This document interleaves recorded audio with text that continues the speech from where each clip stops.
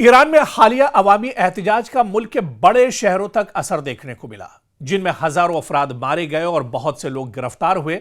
हालांकि अब जो खबरें ईरान से आ रही हैं कि अब इन मुजाहरों पर ईरान ने बहुत हद तक काबू पा लिया है। बड़े पैमाने पर जो एहतजाजी हैं उन्हें गिरफ्तार किया गया है।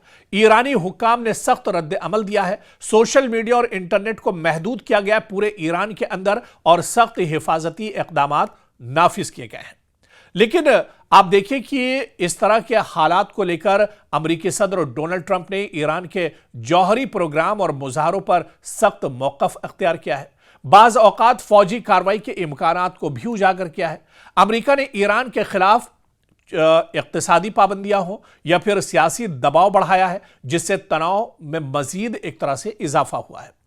दरअसल इजराइल और ईरान जंग, और इसमें अमेरिका का किरदार बहुत अहम हो जाता है, क्योंकि ईरान और इजराइल के दरमियान गुज़िश्ता साल भी फौजी झड़पें हुई थी। 12 दिनों तक जंग चली थी, जिसमें मिसाइल हमले और जौहरी तंसीबात पर हमले भी शामिल थे।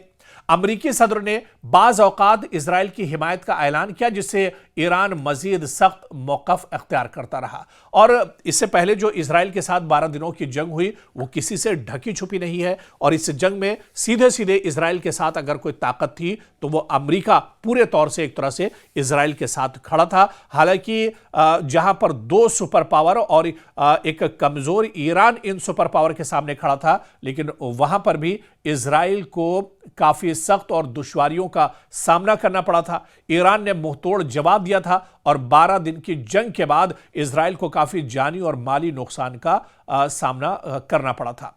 एक बार फिर अब जब ईरान के अंदर हालात खराब है, अमेरिका की नजर, इजराइल की नजर ईरान पर टिकी हुई है, ऐसे में ईरान और तेहरान ने सख्त पैगाम दिया है, और उन्होंने कहा है कि अगर ईरान की तरफ किसी ने नापाक नजर की और ईरान पर कोई एक्शन लेने की बात सामने आई तो उसका मुंहतोड़ जवाब एक तरह से दिया जाएगा। और ऐसे में आप देखिए कि ईरान के इनकलाबी गार्ड्स और आला फौजी कमांडर ने एक सख्त पैगाम जारी किया है, जिसमें उन्होंने कहा है कि कोई गलत हिसाब किताब तबाहकुन रद्द अमल का बायस बन सकता है। यानी अगर कोई नजर उठाकर भी ईरान की तरफ देखता है गलत तरीके से, अगर कोई सोचता है कि वो ईरान को तबाह कर देगा, ईरान को सफ़े हस्ती से मिटा देगा, या ईरान के सुप्रीम लीडर का कत्ल कर देगा, तो उसे पछताना पड़ेगा और उसका सख्त जवाब एक तरह से दिया जाएगा। ईरान ने वाज़ेह किया है कि अगर अमेरिका या इजराइल कोई फौजी कार्रवाई करते हैं तो ईरान भरपूर उसका जवाब देगा। जी हां, ईरान की तरफ से कई बार यह कहा गया है कि अगर कोई कार्रवाई ईरान के खिलाफ होती है तो ईरान भरपूर उसका जवाब देगा। और इनकी जबान में यह तंबीह सिर्फ लफ्जों पर मबनी नहीं है, बल्कि अमली तौर पर दिफाई और जारहाना सलाहियतों की याद दहानी भी कराई गई है। तो ईरान ने एक तरह से पलटवार किया है, वार्निंग दी है अमेरिका और इजराइल को, और ईरान ने भी ट्रंप को खुली वार्निंग दी है। ईरानी फौज के जो तर्जमान है जनरल अबुल फजल शेखरची ने कहा है कि अगर उनके supreme leader Ayatollah Ali Khamenei के खिलाफ कोई कदम उठाया जाता है तो ईरान जवाबी कार्रवाई करेगा।